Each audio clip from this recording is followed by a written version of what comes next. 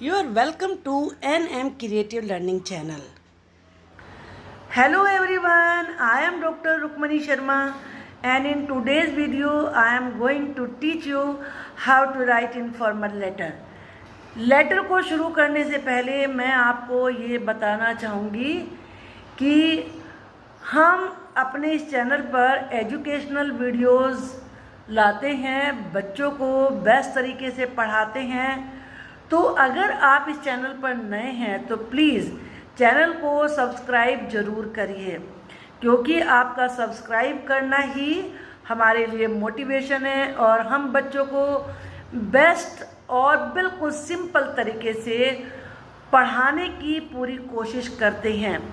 आप कोई भी वीडियो देखिए, आपको सब कुछ अच्छे से समझ में आ जाएगा।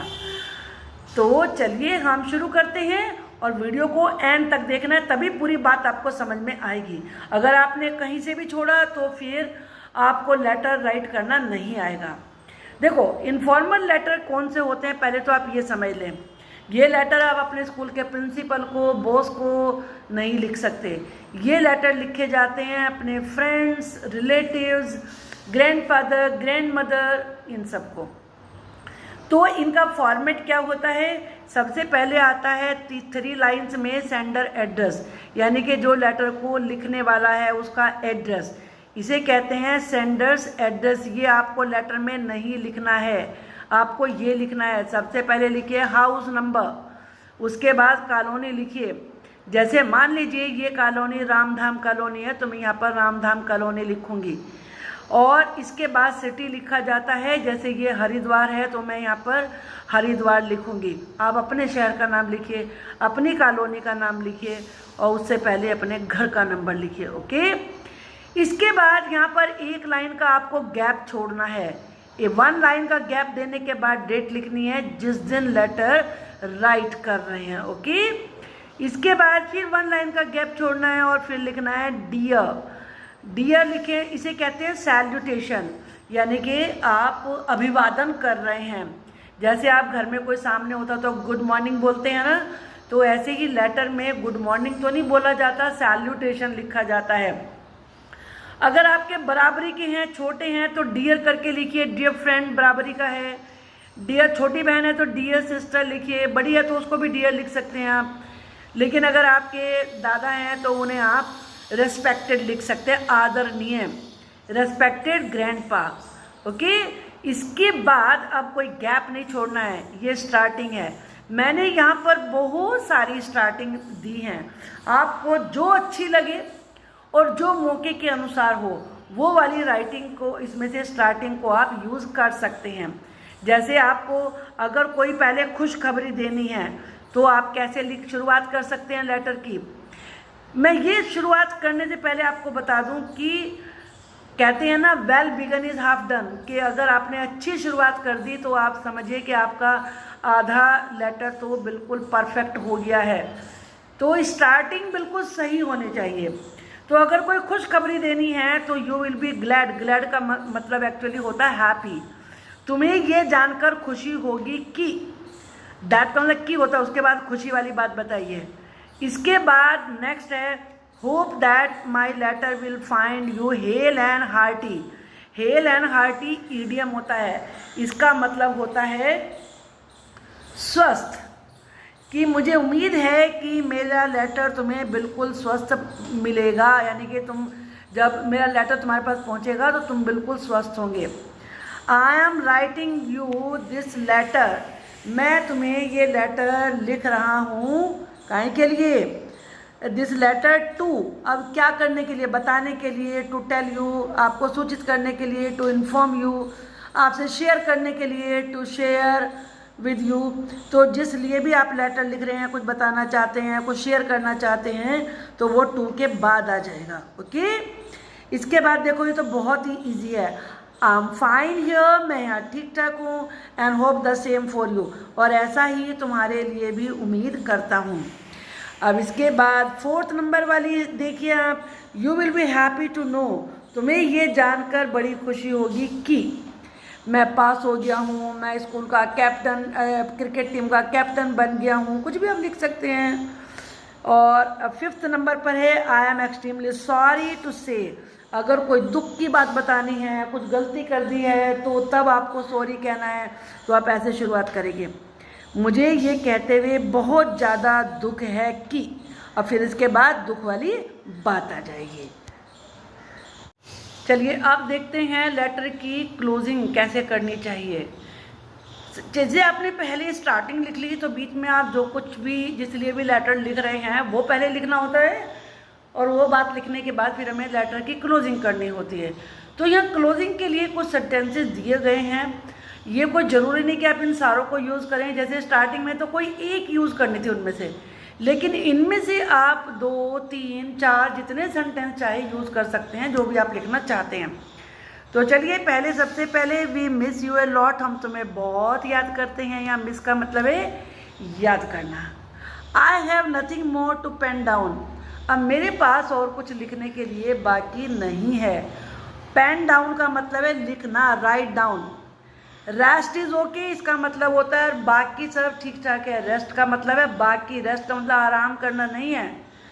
Please let me know when you will come here, प्लीज़ मुझे बताओ कि तुम यहाँ पर कब आओगे।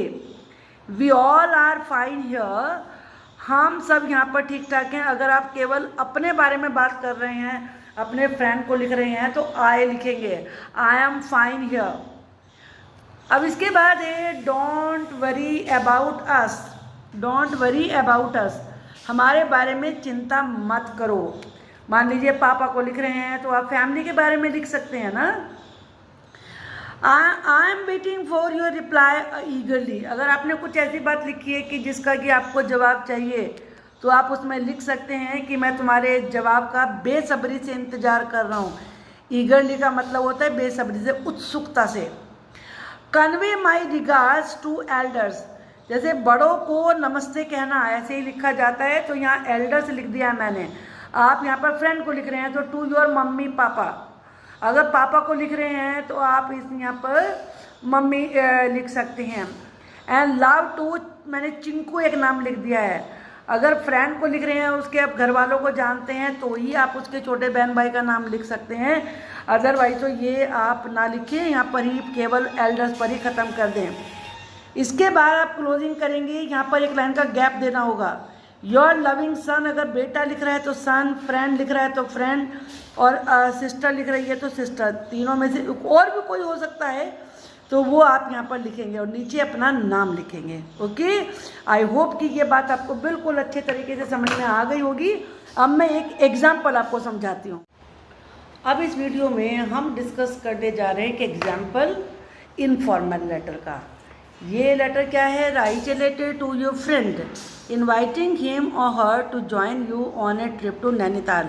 अपने फ्रेंड को लेटर लिखिए कि वो आपके साथ नैनीताल ट्रिप पर ज्वाइन करें आपको। तो इसे लिखने के लिए सबसे पहले, जैसे मैंने पहले बताया था, आपको 3 लाइन में सेंडर एड्रेस लिखना है। तो जो भी आपका हाउस नंबर है, फ्लैट नंबर है, वो लिखिए। फिर अपार्टमेंट है मैं तो वो लिखिए, लोकेलिटी, कॉलोनी जो भी है वो लिखिए, और 3rd लाइन में सिटी का नाम लिखिए।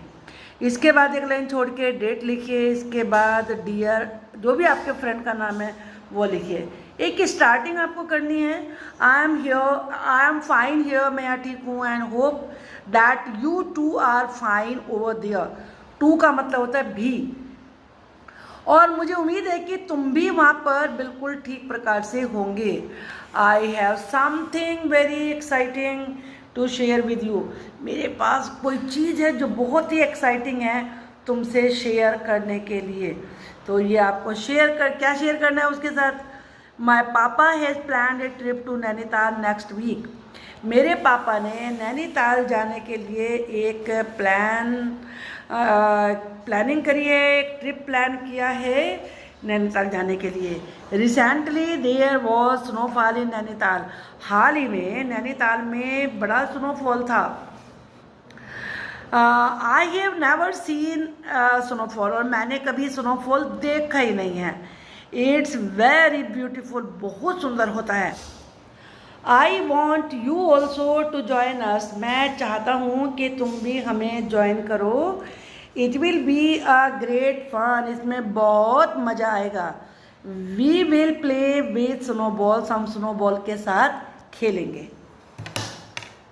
आई am taking my indoor games also, मैं अपने इंडोर गेम्स भी लेके जा रहा हूँ।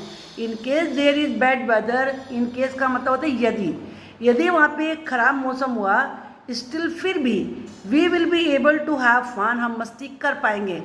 माई papa will talk to your parents for their consent, consent का मतलब हाँ, सहमति। मेरे पापा तुम्हारे पेरेंट्स से उनकी सहमति के लिए बात करेंगे। Wishing you will join us, ये कामना करते हुए कि तुम हमें ज्वाइन करोगे। यहाँ फुल स्टॉप नहीं आएगा क्योंकि ये सेंटेंस नहीं है, ये फ्रेज है। और आखिर में एक लाइन का गैप देके लिखना है, योर लविंग फ्रेंड, तुम्हारा प्यारा दोस्त, और फिर अपना नाम लिखना है। आपको ये लेटर समझ में अच्छे से आ गया होगा, तो अब आपको करना क्या है, जल्दी से अपने फ्रेंड को या अपने सिस्टर को लेटर लिख देना है, क्योंकि आप लिखेंगे तभी आएगा। Practice makes a man perfect. Okay, चलिए bye bye, see you again.